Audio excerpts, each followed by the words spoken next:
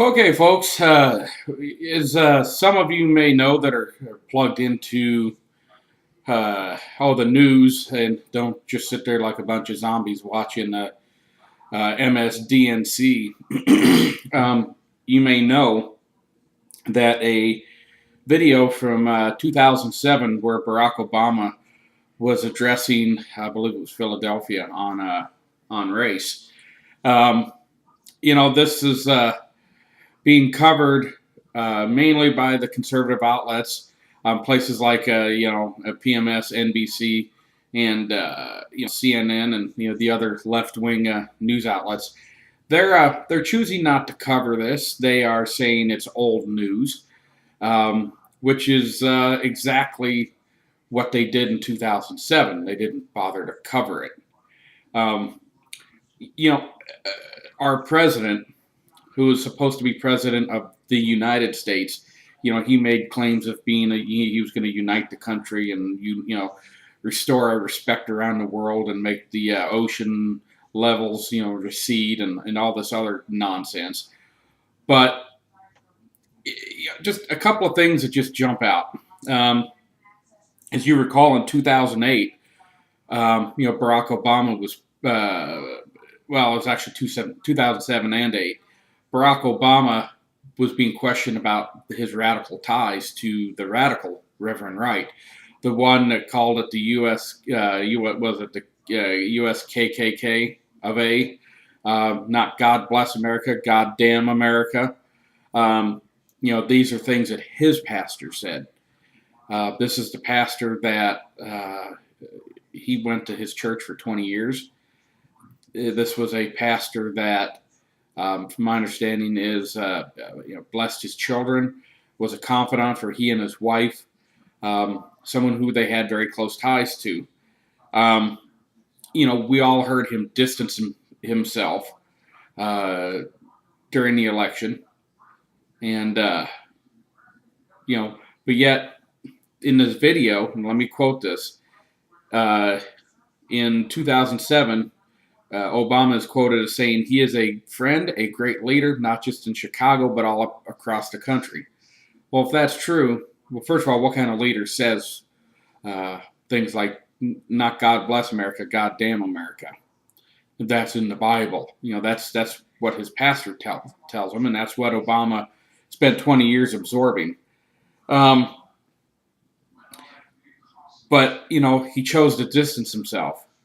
But you got to look at what Obama does and not what he says, because he's a slick politician. This guy could take a dump in a box and gift wrap it and tell you it's the best present you ever got, and a good chunk of this country would believe it. That's just how much in the tank they are for this guy. He also was comparing 9/11 to Katrina. Now, and he was talking about the Stafford Act, but he quotes this thing and says the people down in New Orleans, they don't care about as much. That's code. That's open. It's code, but it's open code for we're black. New Orleans is mostly black, and they just don't care about us. Whereas New York, is a lot of whites and Jews and whatnot. This is who he is. Okay, this president is a poverty pimp and a race baiter. He says stuff in his book that his grandma was a typical white woman. Well, you know what? Are you a typical black man, Mr. President, that walks around thinking everybody owes you something and that you're entitled to something and that everybody's out to get you? Because it'd be awful funny because you're president of the United States. Now, just how racist of a country is that? You got in because of your skin color.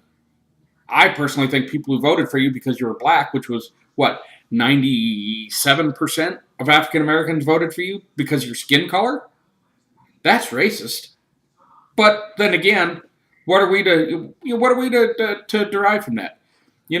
I think the white vote was evenly split because, frankly, your policies suck. Um, but what can I tell you? But think about this, folks. This is a man. He is a racist. He he just is. He goes to that speech and oh boy, he turns on the black lingo. This guy, I mean, you listen to his language, listen to his syntax. He went all gangsta, all gangsta. You know why? Because he had a bunch of black people in the audience. Well, I think it was almost all black that he could pander to. That's what he does. Just like that failed dump hag Hillary Clinton. Clueless. She's clueless. You know what? What a disaster of a Secretary of State. And I don't mean to get off on a tangent. Being Secretary of State involves more than memorizing some foreign leaders and things like that. You have no policy. The Secretary of State, you had repeated, requests to increase security down in Benghazi, in Libya. We've had, multiple attacks on our embassy. And what did you do? What did our Secretary of State do? She cut security back. Yeah, but that's for a different video. But back to these comments here. He's trying to make this thing. Oh, George Bush cares more about the people in New York than the people in Katrina. Well, let's look at what happened in Katrina. You had a black mayor who also referred to New Orleans as a chocolate city. Um, those are his words. And then when he got nailed on it, he's like, "Oh, well, it takes your cocoa and milk to make chocolate." No, we all know what he meant. It's blacks. Blacks run the place. They have for decades. Okay? They reap what they sowed. That's what it is. Black liberals have run that place. Why is it you don't see this type of race baiting with black conservatives? You just don't see that. And who ran that state? Who was running it during Katrina? I believe she was a Democrat, big time liberal. But I mean, this was the people that were warned to get out. The mayor left, not Gavin Newsom, that's San Francisco. Now the guy it slips my mind. But, he had all these, and they remember the pictures of all the, just dozens and dozens and dozens and dozens, I mean, just rows of school buses sitting there, flooded out, because someone didn't have the common sense to use them to evacuate the people. That was their mayor. Again, it was a black man who was the mayor of New Orleans. It was, and he was a Democrat. I believe it was Mary Landrieu was the governor, and she was a Democrat.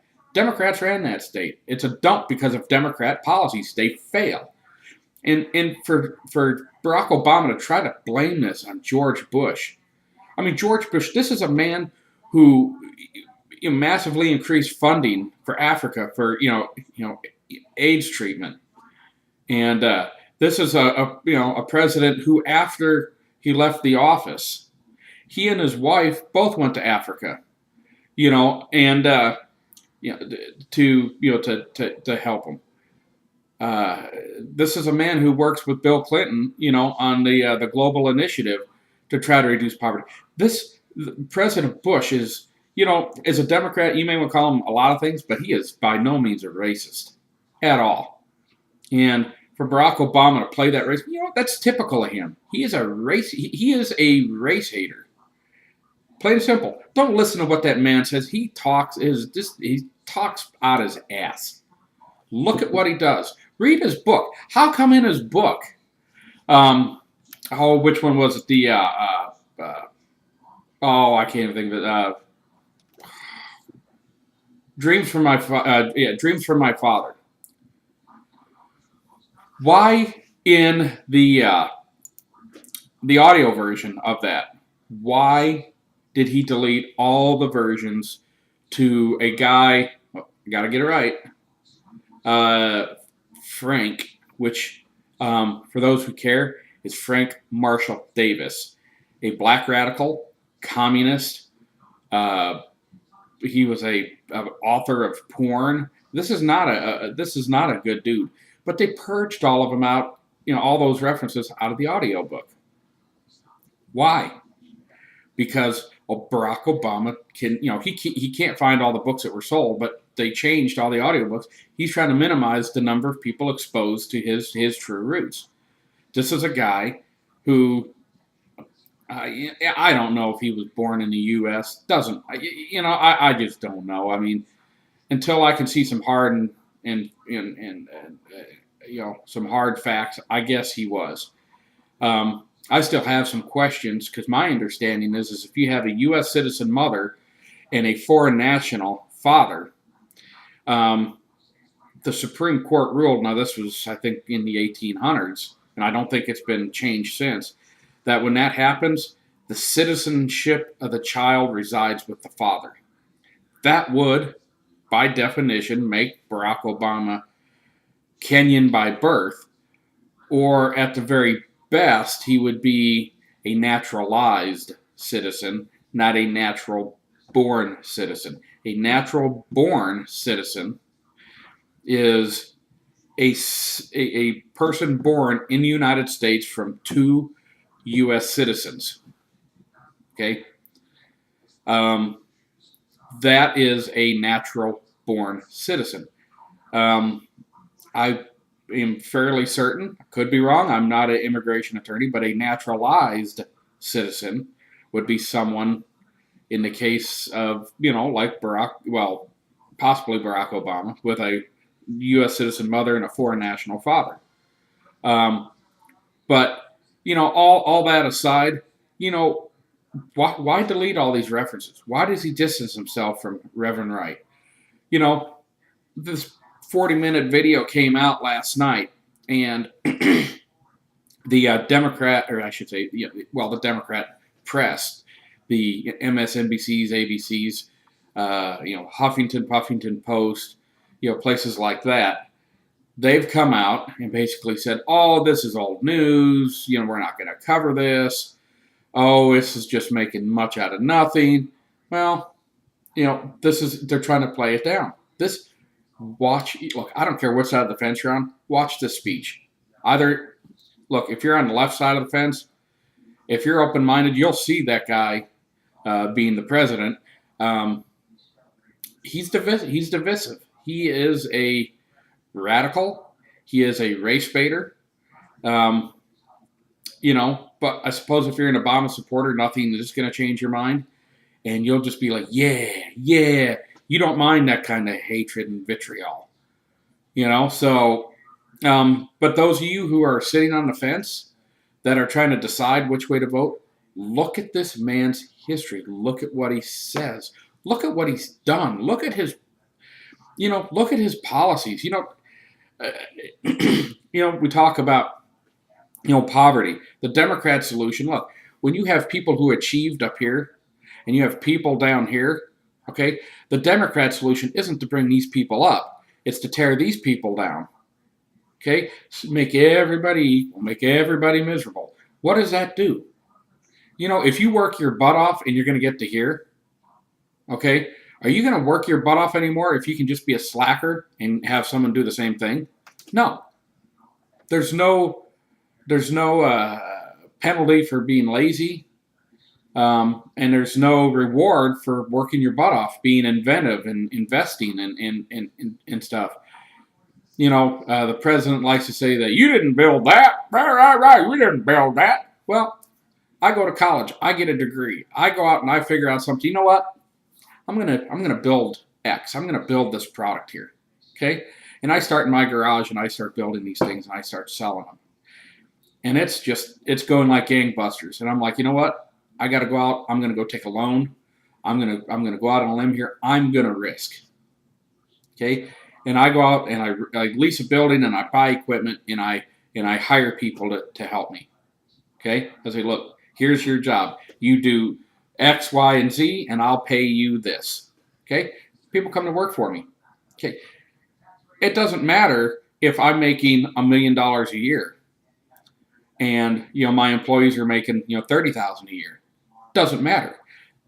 They are being rewarded for the work that they're doing. That's their pay. Okay?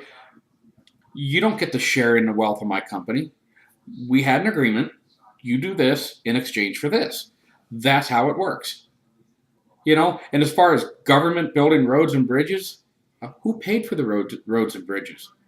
The people who created the company, who hired other people, and they all paid taxes. So the government doesn't do nothing. They take, and then they go out and take that money and build roads and bridges. But why did they have to build roads and bridges? Maybe it's because Henry Ford mass produced the automobile. Maybe it's because the Constitution says that the government is supposed to have, post roads. So there is a constitutional requirement for the government to do that. But they financed it via taxes of private industry. So anyway, I'm starting to get off tangent a little bit there. But, folks, I just want you to really watch that video and look at it with an open mind. And you tell me if Barack Obama, with his newfound African American, his ghetto slang, his black speech. I don't say African American because there are plenty of black folks that don't talk the way he talks.